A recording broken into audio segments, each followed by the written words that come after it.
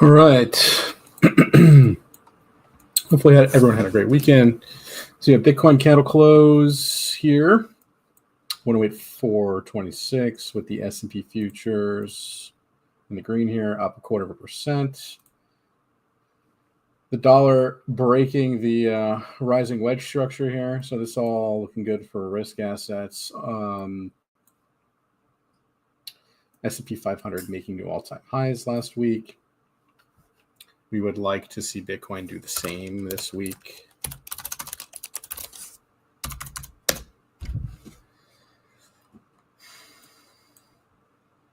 So what we need a candle close here on the weekly chart above roughly 110K on a candle body close. We had wick high up to what, 112, 184. So, but we actually just need a weekly candle close above this region right here, this candle body. 109.252 on a weekly closure will probably send this market a lot higher.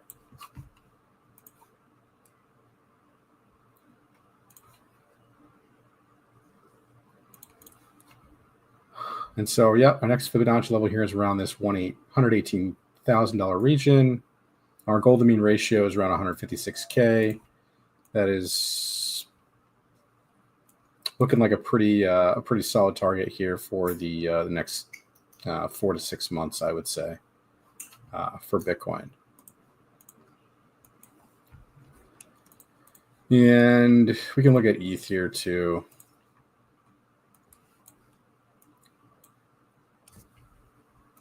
So Ethereum, a bullish pennant here. We're looking for the breakout on ETH, a $3,500, weekly or monthly candle close would take us to the all-time high 4,800 easily. It would actually just be something like this once we break. It's a very similar type of structure from what we saw in the past. This was more of a wedge. This is more of a pennant. And so it's diminishing returns. I wouldn't say it's diminishing returns. It's actually just a different structure. A lot more consolidation happening here this cycle because of the institutions basically kind of keeping this down here. Same thing with Bitcoin, I would say, actually. They methodically have been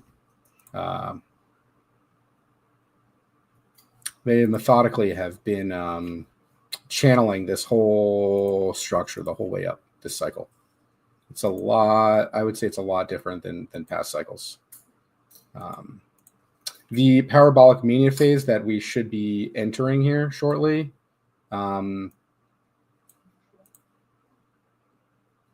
we'll see a bleed out into some of the major L1s, and obviously the meme coins that have ran will probably continue to run because the meme coins are more so retail, right?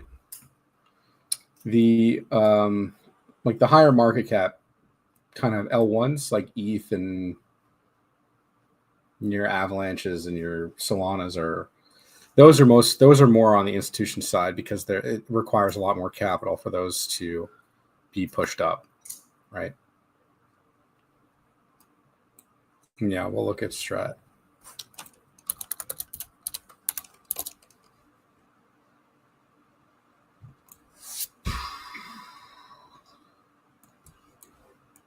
Okay.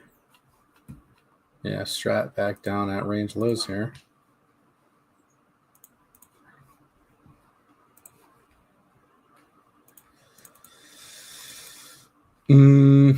Okay.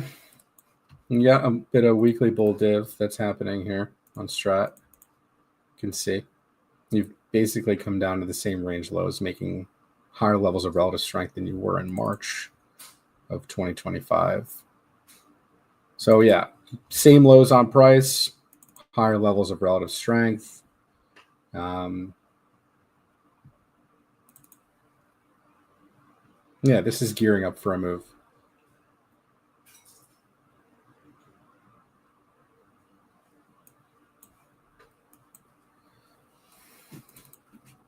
Now it looks decent on the weekly chart. Yeah, 3-day stochastic RSI reset here. You really want to see some momentum start to build on this above this 20 line on the 3-day to get a nice push up, just like you got here. You had a 3-day cross up, and I mean, it didn't unfortunately surmount to a range break, but from this range low, you got to the range high, which was a 150% move. But essentially, what Strat needs to do is break 9 cents, so you can kind of go up to take out this wick high up here at 18 cents roughly.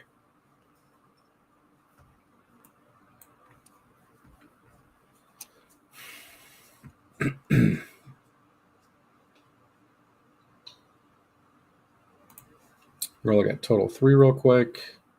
Total 3 is everything excluding Bitcoin and Ethereum. I think that this includes stablecoins though, so maybe I should exclude stablecoins.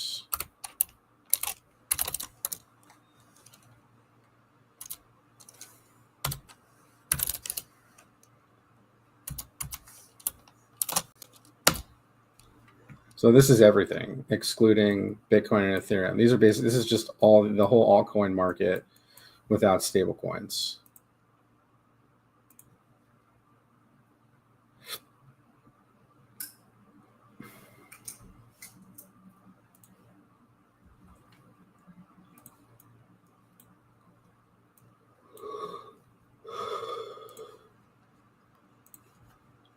So yeah, it's just riding along that long-term trend line there.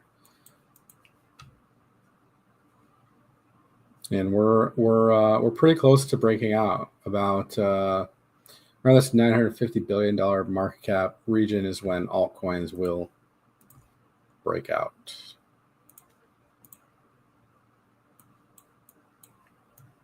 So we're pretty close. This is the monthly time frame.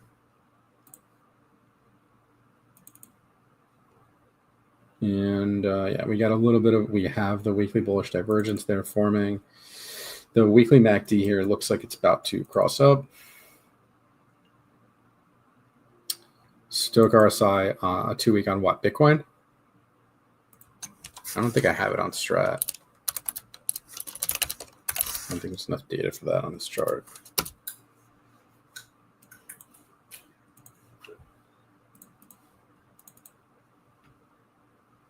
Oh, I guess there is. So your 2-week stochastic on Strat is testing the Bitcoin. 2 weeks ticked up. 3-week also ticked up. And the monthly close, if the 2-week and the 3-week are continuing to be ticked up, this monthly should also actually tick up here when we get the monthly close.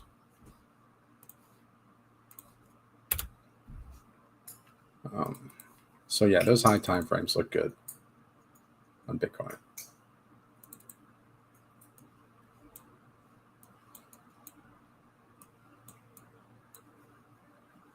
KSM and STX, sure, we'll take a look at them.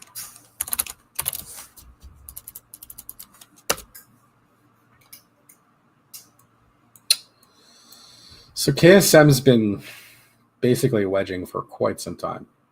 Yeah,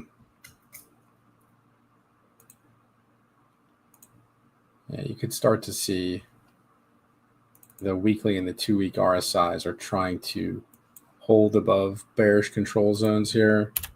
And you're diverging again here on the 2-week time frame, right? You made a lower low on price, or roughly the same low on price. I think it's a slightly lower low.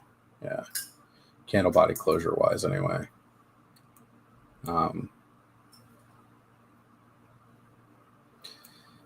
Yeah, as soon as you start to break the 618, I think you got a straight shot to like 115, 130 range, but you got to start breaking out of this pattern. That's what you got to do. And if you can start breaking out of this pattern, then I would be targeting that ATH if this gets enough momentum to do that. Okay. No guarantees for a new ATH on KSM. There's no guarantees for a new ATH on any of these altcoins, really. But if this pattern does play out, I think that there's a good chance that you could get it, I would say, at least to the 886 or 786 fib extensions for sure. Okay. STX. What is that? It's block stacks, right? That's not that. That's not this.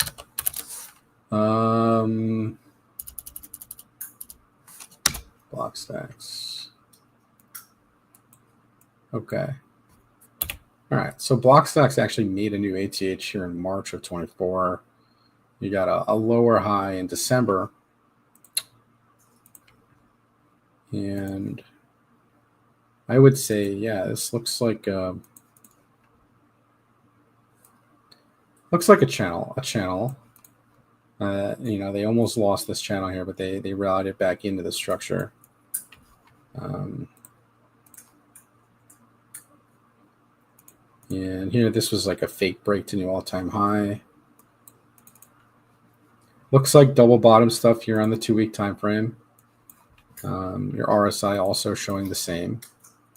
You can see the divergence there a bit with your slightly lower or same low. Yeah, lower low on the candle body closes on the 2-week time frame. So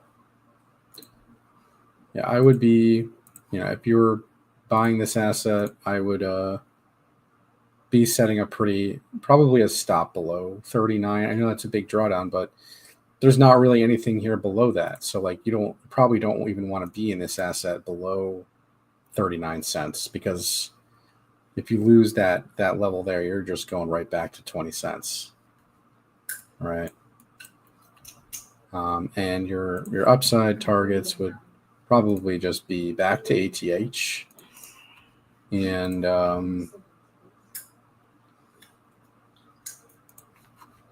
if you end up breaking the top there, then that's great. But you got to monitor that pretty closely. If we do get a major altcoin rally, then this could play out something like this, I guess, to a new all-time high. Blockstacks is kind of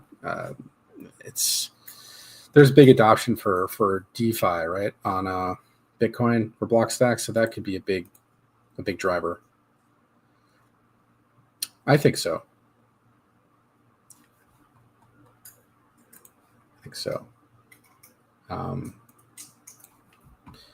Ethereum, Bitcoin here bottomed out in April. All right.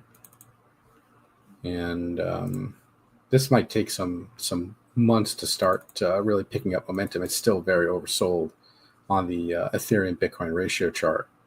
All right. But to me, this looks like just a massive slingshot back up on the ETH Bitcoin ratio. It's going to take some time to build that momentum. Maybe another month or two here of building that. Okay. And you could see the monthly stochastics here ticked up. And the last time we got a tick up, we obviously haven't got like a buy signal when you get above that 20 line on the monthly. But when that RSI is that oversold, it's like we're probably going to get that here soon. And your 3-week here just gave you a buy signal. Okay, that is confirmed as of a couple, like last week, I think, when the 3-week here closed. Then we're going to get the monthly close here this week. So to me, this looks like it's priming itself here for a major move against Bitcoin. But Ethereum may not be the one to look at, because XRP actually broke out this cycle before Ethereum, right? So XRP, I would say, is leading the altcoins, or the major altcoins, right? So if we look at XRP versus Bitcoin, that's probably something we need to be paying attention to. Yeah, I mean, this is pretty wrecked down here, right?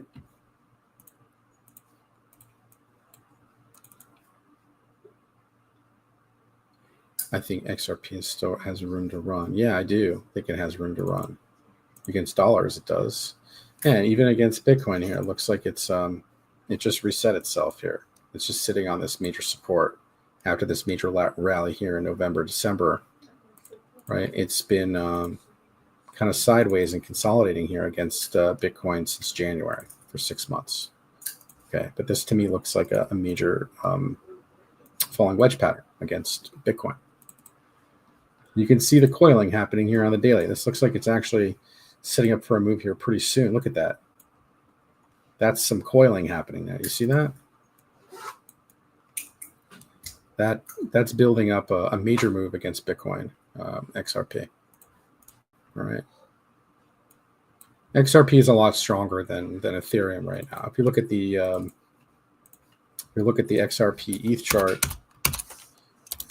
it's pretty telling that XRP is a lot stronger than Ethereum in this cycle right now.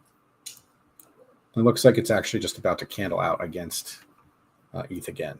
Probably go to like this region here. That'd probably be the top of the range there for XRP, close to the top of the range there for XRP versus ETH. All right. What's going on, sheep? Don't think ETH will pull it down. I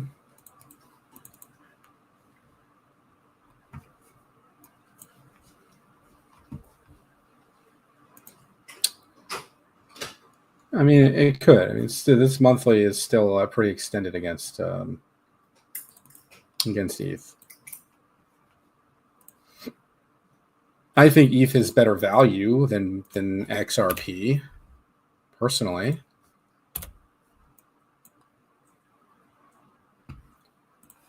Yeah, I mean, we could get something like this where ETH rallies harder than XRP, and then the ratio gets down to here, and then XRP just goes. Okay, something like that.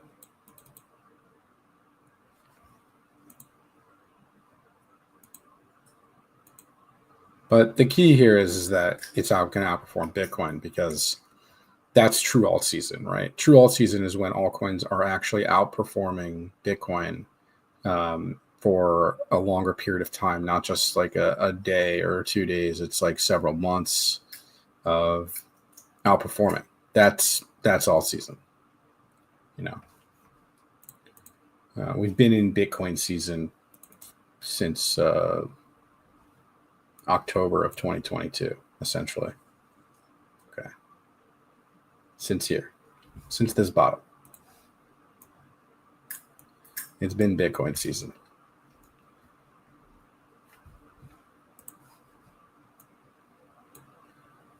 All right.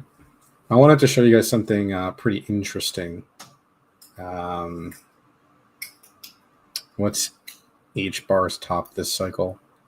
I don't know. I'm not going to sit here and call tops or anything like that, but I can give you fib targets, and I can give you estimates as to where I think it might go.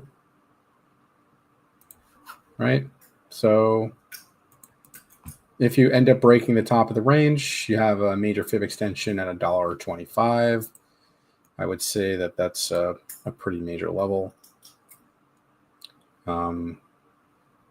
I would really measure this range here, because this was the last cycle. And you spent a lot of time down at this range low. 1, 2, 3, 4 touches along the bottom of the range. And so what? It's suggesting a 1,100% move on a breakout. Yeah, so you probably do about half that move, typically. So that should put you right around this 1 to 140 region, in that region. I would say.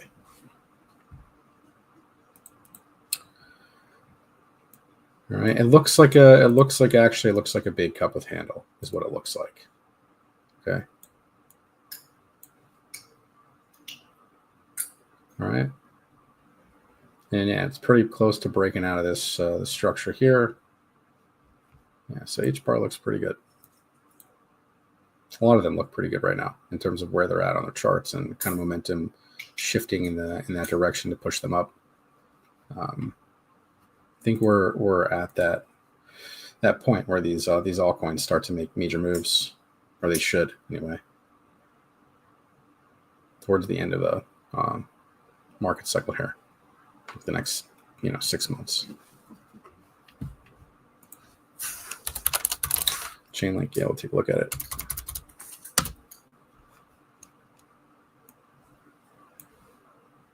All right, man. So yeah,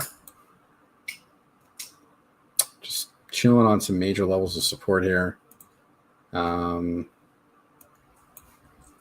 of looks like it's setting up for like a major leg, like it did on its first major Elliott wave, but it looks a little bit more pronounced, like it's going to be, something. I'm not saying that it could get. I mean, it could get to here, but I would say from this range, because it may not break all-time highs, but let's just say it breaks, $30 or whatever. When do you see the end of the cycle time? End of November. It's actually kind of an interesting question. I think what we might get is a super cycle. But what'll happen is we'll get that top or whatever in October or November, but we'll get like a very short bear market. And the reason being is because the business cycle right now is in bear market, and we haven't even really seen euphoria in this market yet. I would say we got a little taste of euphoria in November of last year. But I wouldn't say by any means it was metrics of like 2021 cycle or 2017 cycle or even any of the euphoria stages we saw. And a lot of the YouTube channels and a lot of the viewership is way down. It's like Bitcoin's at all-time highs, but like nobody's caring or watching crypto right now, right? So it's like it doesn't seem like or feel like we've actually hit euphoria or like major euphoria in these markets, and so that can build up pretty quickly. Within the next few months, once these assets really start to break out and do things. But that's why I wanted to show you guys this chart here. Okay. So the copper to gold ratio is something that I don't feel like a lot of people look at, and you wouldn't think to actually look at it when assessing where we're at in a cycle and why this is actually even relevant. Okay. But to me, when gold broke out and made a major move, right? It hasn't made a major move in like 10 plus years, right? So to me, it's signaling major capital inflows, uncertainty in the market. People flood to, gold in times of uncertainty or in times of hyper or like inflation, right? They flood to gold. But what's interesting is gold and the S&P and the NASDAQ are making new all-time highs together. It's not just like gold ripping. It's all of the risk assets going, right? So that means that inflation is higher, really, from what they're telling you, obviously. And markets are forward-looking, so they're actually pricing in a lot higher inflation if they're going to be continuing to send these markets a lot higher. Anyways, so what I want to show you guys is something really interesting. So Bitcoin's only been around since 2009. Okay, so this data doesn't, do it that much justice, but it's just some interesting things that I noticed. Okay.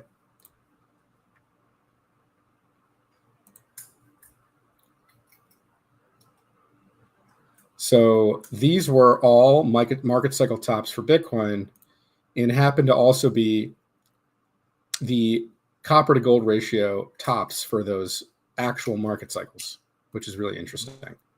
All right, so this is the 2013 cycle. This is the 2017 cycle, and this is the 2021 cycle. If you notice, what they all have in common is they all hit tops of ranges on the gold to or copper to Bitcoin or copper to gold ratios for where their range highs were, and they didn't really protrude past it. And these were all market cycle tops. Okay, and if you notice on the monthly time frame right now, we're actually at the bottom of the ratio. So this is telling me that we have time left in the grand scheme of the market cycle. Okay, so if that's you know what, we can actually calculate it. So the 2017 run was only really about I remember the market didn't really go into its parabolic mania phase until about April of 2017, and that lasted until about January of 2018. So that lasted 7 months, 8 months. Okay, and this, if we're going to get a 2017 type of run, which we might in terms of the altcoins because they're so depressed right now, but they're lagging heavily against Bitcoin, because I remember in 2017 Bitcoin was like $900 in April of 2017, and ETH was like $40. Okay, and that's when ETH really took off. It went from $40 to I think it was $1,400 at the end by the end of the year. So 8 months from 40 to $1,400, so like a 30x, right? Something like that. Anyways, let's take a look at this. I'm really actually interested in what this is going to say. So from the month of May, this is also last cycle.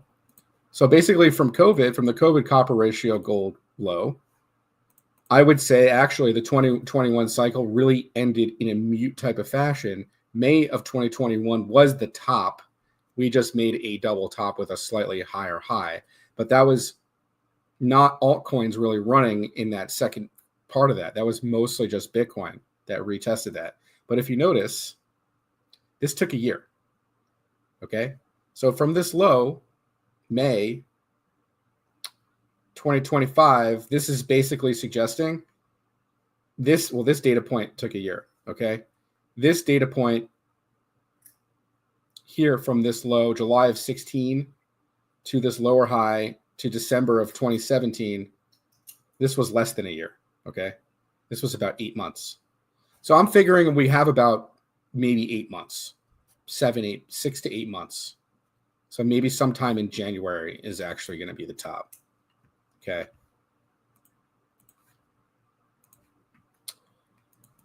This is actually really helpful, I think. So this low was put in May, all right, on the ratio. It's not something that I'm going to be like, hey, this is like I'm only following this type of thing. No, but it's good to have an idea of where that might land or fall. Okay. This right here was your parabolic move from COVID to 2021. This right here, September of 2016 to December of 2017. I mean, that's exactly the top for Bitcoin. That's insane, isn't it? How it lines up perfectly to all that stuff. Anyways, I figured I want to show you guys this, but okay, there is a lot of correlation between Bitcoin and the copper to gold ratio. So cool. Thought you guys might find that to be pretty interesting. So we have 2 data points. One took about a year, and the other one was about 6 to 8 months. Okay. So conservatively, I would say the 6 to 8 months is probably in that vicinity. Okay. I think that's, just watch these resistance areas and see where we're at on that monthly RSI. If we do get back to the top of this range, that means copper is going nuts, right, versus gold. But it's going to top out somewhere. It's not just going to It's not just going to continue. It's going to stop somewhere, and that's going to be the top of the market. Like all markets, not just the Bitcoin, not just the crypto market. It'll be the top for the S&P. It'll be top for the NASDAQ. It'll be the top for the S&P. All of that, all the indices, all that stuff. Okay. So, I think that this is something to pay attention to. All right. Cool. Hopefully, you guys enjoyed that. I thought that this was really interesting. Yeah, and so the same thing. The dollar is going to continue to get wrecked. I think the dollar is going to come down to this 89 level within the next 6 to 8 months, and that's how we're going to get this parabolic mania phase of this market cycle. This is the end of the cycle. Okay, even though the copper to gold ratio is suggesting we have like maybe 8 months left or something, but to me that's the ending of this market cycle. This is the beginning stages of the euphoria in the crypto markets. Like these things could ramp up really, really quickly, and moves happen really rapidly in the crypto market because of lack of liquidity, right? And the other thing I want to show you guys is, we have we have rate cuts coming in September, and like all this Genius Act and all these bullish news, like ETFs in July. It makes sense for them to start launching these ETFs now, in the beginning start of this parabolic mania phase of the last phase of the market cycle. So all of that makes sense to me that's happening. And this is the Fed balance sheet. All right. And so this is the other thing that I want you guys to look at, pay attention to. All right. The US hasn't really started printing money, or really hasn't been printing money or adding to their balance sheet. Okay. Since March of 2022, or really, I would say this peak right here, which was the peak of the Bitcoin cycle in November of 2021. Okay, so that right there was the top of last cycle, and we've since been in a quantitative tightening environment, which is why we haven't seen altcoins really rally. All right, and this right here was COVID. And that's why we did get an altcoin season, because there was a lot of money printed.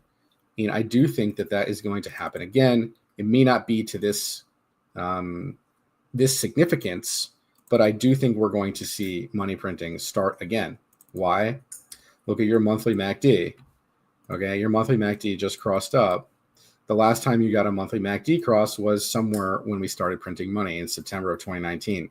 Okay, and so I actually think it's going to start in September, when those rate cuts actually do that. First comes the Fed pivot crash, then insane pump. I don't necessarily believe we're going to get a major market cycle crash right now. So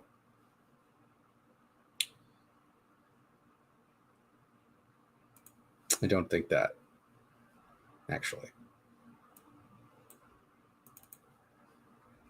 And the reason why I don't think that is because the S&P just got a confirmed 3-week cross-up. I think it's actually quite the opposite. We're going to get a major market melt-up is what we're going to get. All right. And all this stuff about war and all of that shenanigans, in my opinion, is a distraction from what's really happening. People think that that's going to create a market crash. It's actually going to do quite the opposite. All right.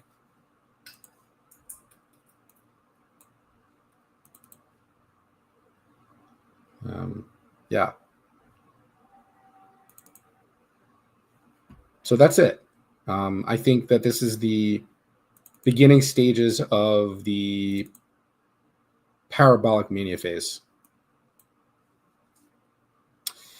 It was 2019 they actually pivoted, and it was before COVID, and that was because that there was some, I believe that there was some issues with some banks or something. I forget what was really happening back then. I don't really remember.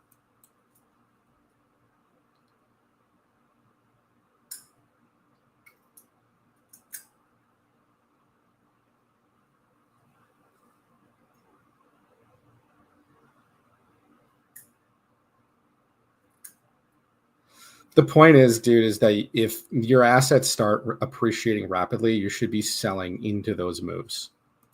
Don't wait for a Fibonacci target to sell. Okay.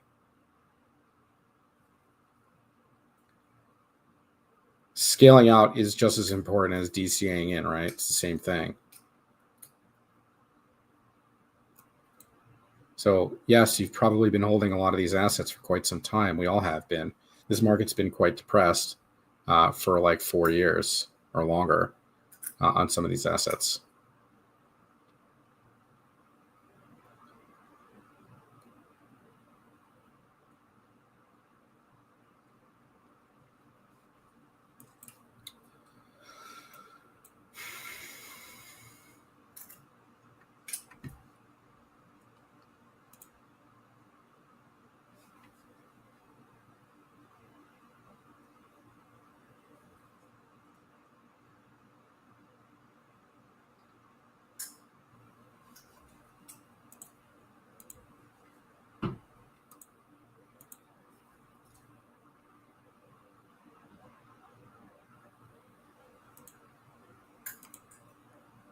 Is there anything else you guys want to look at tonight? We looked at ETH, Bitcoin, Blockstacks, HBAR. We looked at XRP briefly. You guys want to look at any stocks or any other cryptos or anything? JTO. GTO. Yeah. It's a Solana asset. Can I check Circle? Yeah, I can.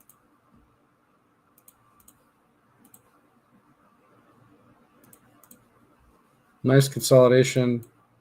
Been consolidating here since December of 23.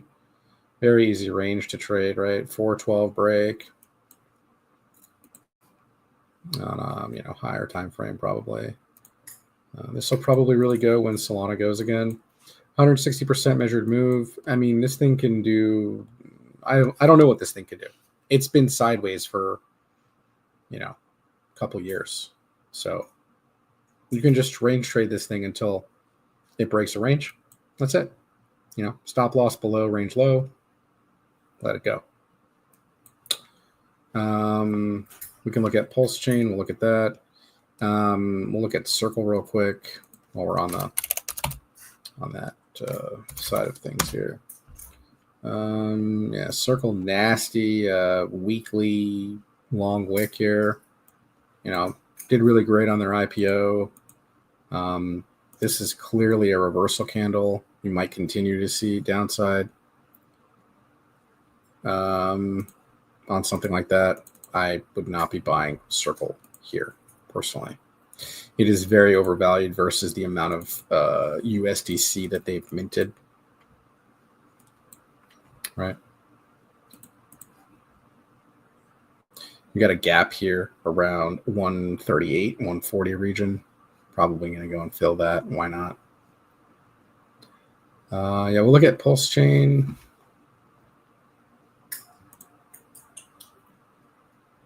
We'll look at Ink too. Yep.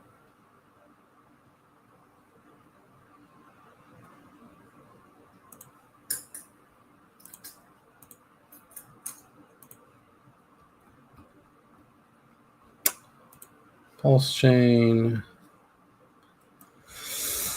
All right, so you bounced right off this region here. Actually, I was hoping that this would be the level that it ended up holding.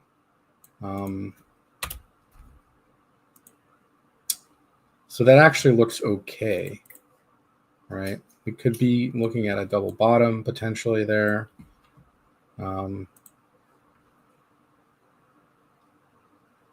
Yeah, so that is a double bottom, which right now I would say that it is forming that, right? A higher low than the low that we put in here in April.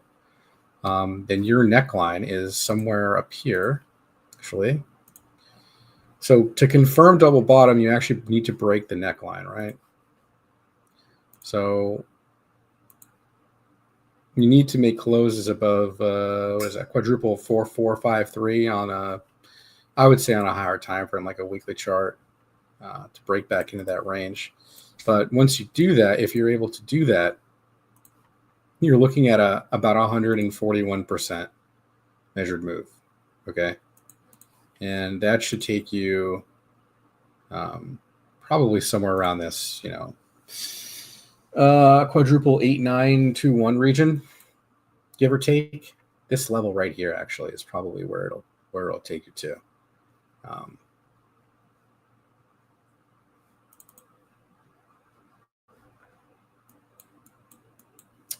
So yeah, bottom of the Bollinger Band on the weekly here, nice bounce right off this level here. That's very nice to see. Yeah, just hope that this level holds. If not, you're going to probably go retest all the way back down there.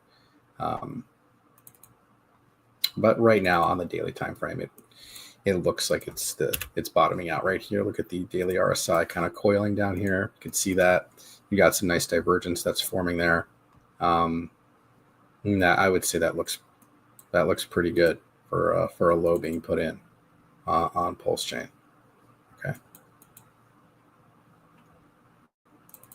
Cool. We'll look at ink too. Yeah.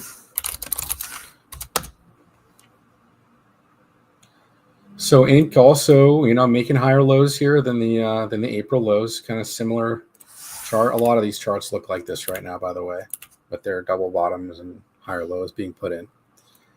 It does look like a major flag pattern when you have this flag here. So if you were just to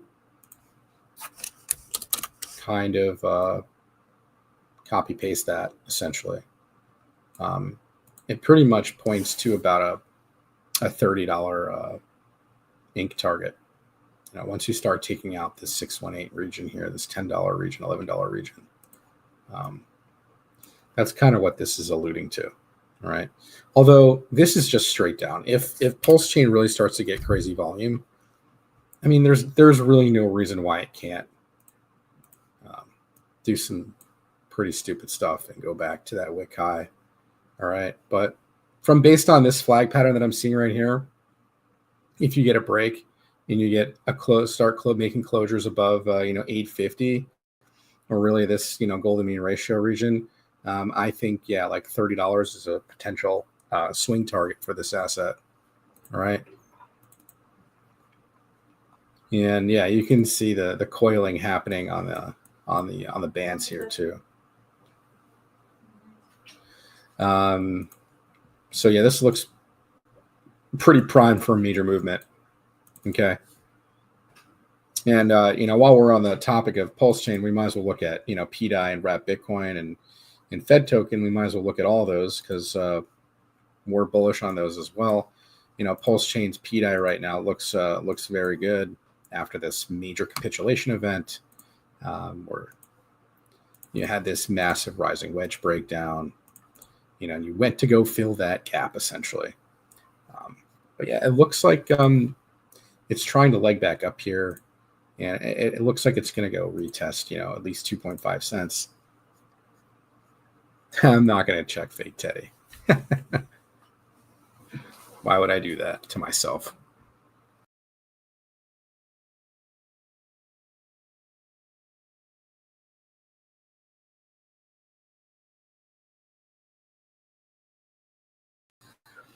But yeah, so PDI looks great. I would say it actually looks really good. It's performing quite well right now.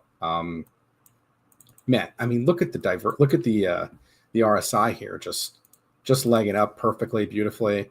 When we start getting up to these, these overbought RSI levels, guys, this still is a volatile asset until this thing, quote unquote, pegs or whatever. All right.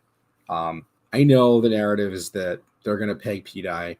It actually would be a massive thing for that to happen. Okay. Pulse Chain would be flush with tons of cash if that happened. Wrap Bitcoin, a lot of the PRC, I would say the major PRC 20s will follow suit if that happens. It makes sense for PDI and Wrap Bitcoin to make major moves because they're in the Atropa ecosystem, and you have a major market maker there. So those tokens are being market made, and then you have Richard sitting on 170,000 ETH. I think he's the second or third largest ETH holder in the world. So once ETH blows out, it makes a lot of sense for Pulse Chain to really do some really magnificent things. Okay. I'm not a promoter of Pulse Chain. I just think that the ecosystem is really cool, how it's designed, and really cool stuff for sure with liquidity bonding. No other chain is really doing anything like this. Okay. You have lots of really cool things in crypto, man. You have a lot of the DeFi protocols are really cool. There's tons of huge projects that are out there, for sure. Okay. All right, we still got 7 people on the stream. That means the stream must be very informative and you guys are really enjoying it. Make sure you guys smash up the like button, hit the subscribe button if you guys haven't done so already. Take the notification bell. Man, I mean, hopefully you guys really enjoy this stream. I know things have been quite boring in this market. Trust me, I would say most people are feeling it. It's not just us, okay? Just stay strong, man. I think a lot of these charts look great. A lot of them look great right now. So I know you're always here too. I appreciate it, man. I know you're here, bro. That's why you have the little tool thing next to your name, sir, because you've been part of STP for, I don't know, since 2019 or something, man. So appreciate you always being here, man. And always glad you're here to support. Really, really do appreciate that, man. Really do. All right. You'll get a new PC, man. You'll be all right. Charts aren't going anywhere, bro. They'll be here tomorrow. Promise. All right. Anything else you guys want me to take a look at? We've been live for about 48 minutes here. Yeah, I think we're going to see some fireworks this week with S&P breaking highs and going to price discovery. I think Bitcoin's on deck here to break all-time highs. So nice. I think July is going to be a pretty big month for crypto this year, from what it looks like. Anyway, all right.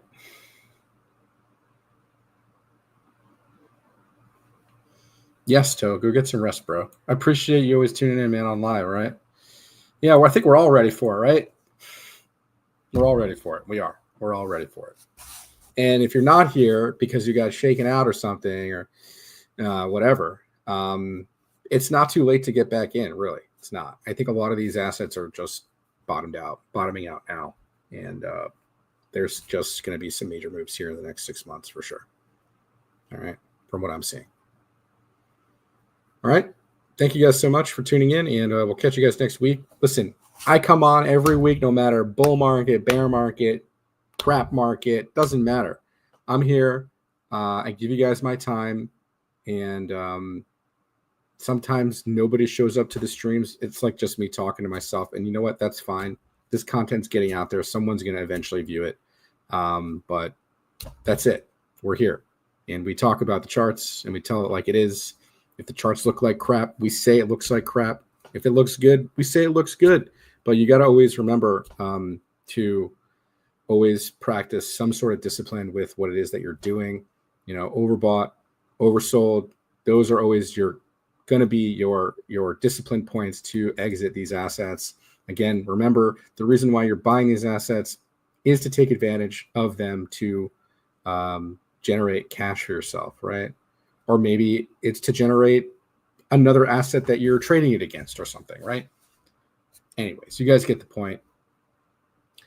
I will be here for as long as I'm here. Appreciate you guys tuning in. We'll catch you guys next week. Have a wonderful week. And hopefully we have a wonderful July here. I think we will.